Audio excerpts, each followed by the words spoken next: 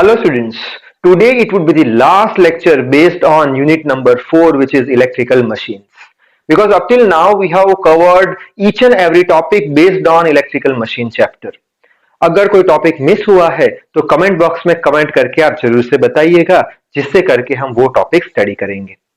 So after onwards, whatever lectures will start that will be based on unit number 5 which is electrical insulations. तो इस video में हम एक आखिरी topic समझ लेते हैं जो कि है EMF equation of synchronous generator. So I hope you are ready with your pen and paper. So without wasting much time let us start this video.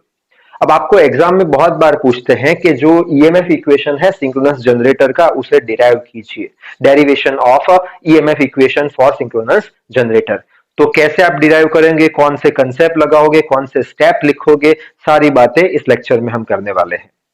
तो सबसे पहले तो हमें पता है जनरेटर क्या होता है. जनरेटर एक डिवाइस होता है जो क्या करता है, जो मैकेनिकल एनर्जी को इलेक्ट्रिकल एनर्जी में कन्वर्ट कर देता है. और जनरेटर के अंदर दो बेसिक पार्ट्स आते हैं. पहला पार्ट जो होता है स्टेटर होता है जो स्टेशनरी होता है जिसपे कुछ पोल होते हैं and on the pole certain windings are there and this windings are known as field windings.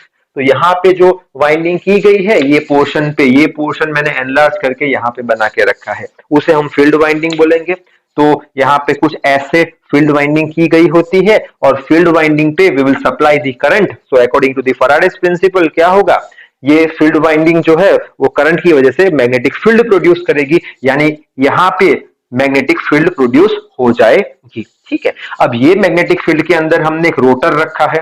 अब रोटर पे भी बहुत सारे पोल होते हैं. सपोज एक पोल मैंने यहाँ पे कंसीडर किया है, वो पोल पे भी वाइंडिंग होती है. ठीक है. अब ये जो रोटर है शाफ्ट से कनेक्ट किया गया है. ये शाफ्ट को हम मैकेनिकली अगर रोटेट कराते हैं तो क्या होगा, मैग्नेटिक फील्ड के अंदर ये जो पोल है उसके ऊपर जो आर्मेचर वाइंडिंग है वो फ्लक्स को कट करना शुरू कर देगी. और जब फ्लक्स कट होना शुरू हो जाएगा तो according to the electromagnetic induction principle EMF produce हो जाएगा. अब कितना EMF प्रोड्यूस हो जाएगा वो हमें डिराइव करना है, वो यहां पे मैंने लिख के रखा है. ये हमारा आंसर है, यहां तक हमें डिराइव करना है. अच्छा, तो उसके लिए हम क्या करेंगे, तो स्टार्ट करते हैं डेरिवेशन. कैसे, तो सबसे पहले तो ये जो नंबर ऑफ पोल्स है 1 2 3 4, इसको हम 6 भी हो सकते हैं, कितने भी हो सकते हैं, तो उसे हम बोल देंगे P. सो P यानी क्या, नंबर ऑफ पोल्स. ठीक है.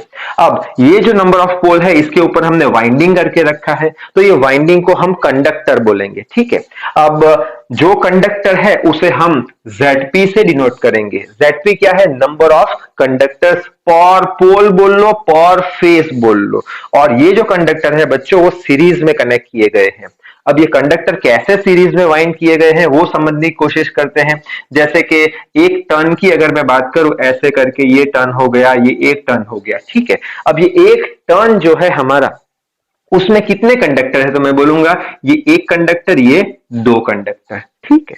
अच्छा, अब ये दोनों कंडक्टर सीरीज में है. हाँ सीरीज में है, क्यों, क्योंकि ये एक वायर ले लिया हमने जो कि सीरीज में है. सीरीज में कैसे है, यहां से जो करंट दिया वही यहां से निकलने वाला है, करंट डिवाइड नहीं होने वाला है. तो यही वायर को हमने ऐसे मोड़ दिया, यानी ये एक कंडक्टर हो गया, ये दूसरा कंडक्टर हो गया, और दोनों कंडक्टर आपस में सीरीज से कनेक्ट किए गए हैं.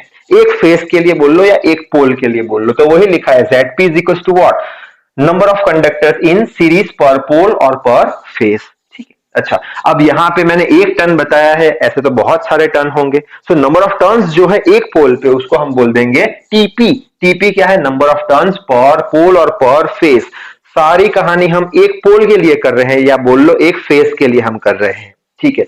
अब ZP is equal to 2TP, यानी कंडक्टर एक पोल पे कितने होंगे, एक फेस पे कितने होंगे, 2 टाइम्स TP जितने होंगे. क्यों 2 टाइम्स TP जितने होंगे, एज फॉर एग्जाम्पल ये एक टर्न है, तो एक टर्न यानी TP का वैल्यू कितना, TP का वैल्यू 1 सर, मल्टीप्लाई विद 2 करो तो नंबर ऑफ कंडक्टर एक पोल पे कितने आ जाएंगे, 2 आ जाएंगे. ठीक है. अगर सपोज ये 2 टर्न है, ये 1 ये 2, ठीक है, 2 टर्न है तो नंबर ऑफ कंडक्टर कितने आने चाहिए, 2 टर्न पे 2 2 4 आने चाहिए. तो देख लेते हैं 1 2 3 4. हाँ ठीक है, यानी कि ये इक्वेशन करेक्ट है. ZP is equal to 2 times of TP. ठीक.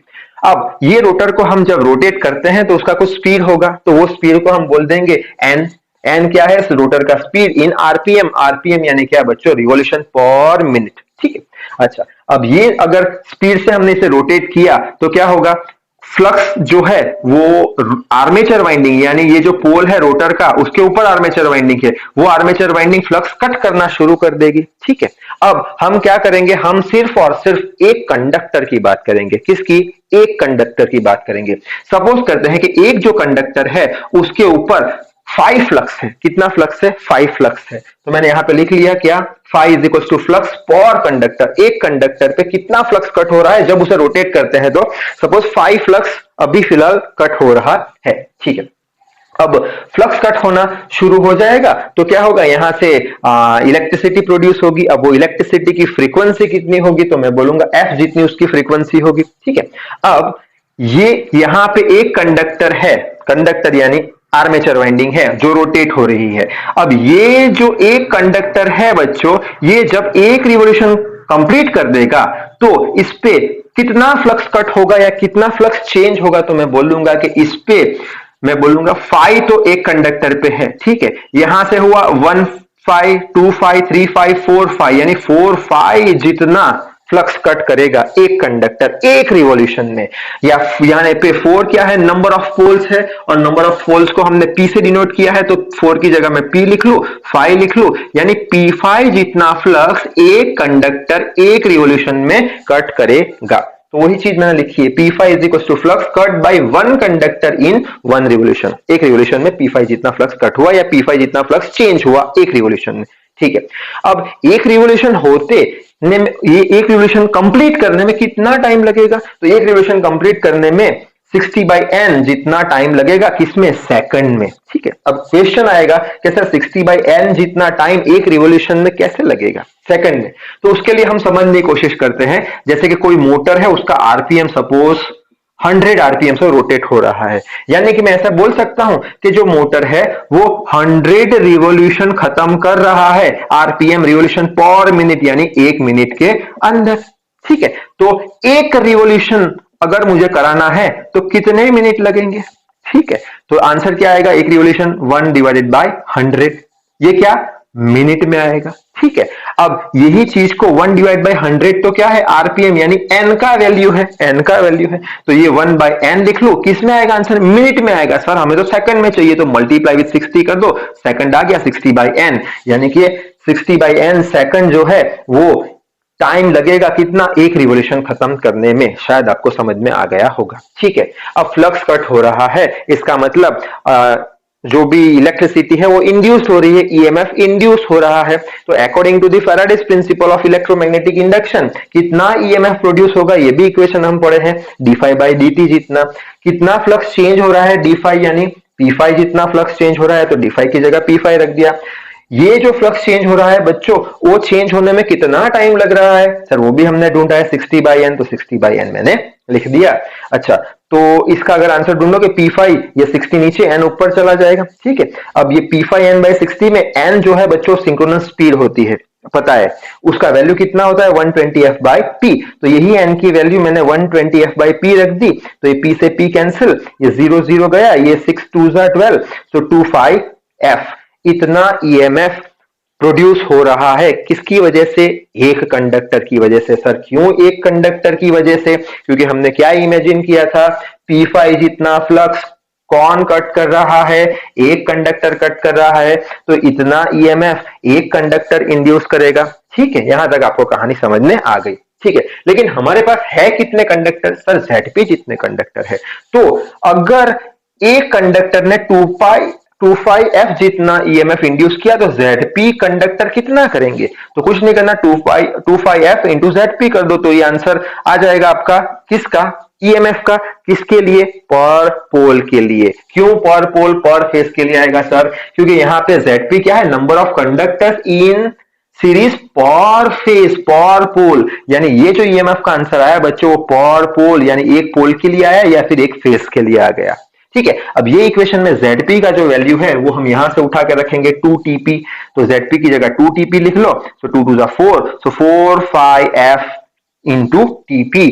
इतना ईएमएफ एक पोल या एक फेस की वजह से कट हो रहा है, इंड्यूस हो रहा है, तो इसे हम बोल देंगे एवरेज वैल्यू पर पोल। एवरेज वैल्यू हमें मिल गई, इतनी है। ठीक है, लेकिन हमें तो क्या चाहिए, आरएमएस वैल्यू चाहिए कि कितना आरएमएस वोल्टेज इंड्यूस हो रहा है, कितना आरएमएस ईएमएफ इंड्यूस्ड हो रहा है। ठीक है, तो वो उसके लिए हम ये 3 फैक्टर की बात देखेंगे। केडी को हम डिस्ट्रीब्यूशन फैक्टर बोलते हैं, केपी को पिच फैक्टर बोलते हैं, केएफ को फॉर्म फैक्टर बोलते हैं। अब ये 3 फैक्टर जो है उसमें डिटेल में जाने की जरूरत नहीं है, आपके सिलेबस में है नहीं।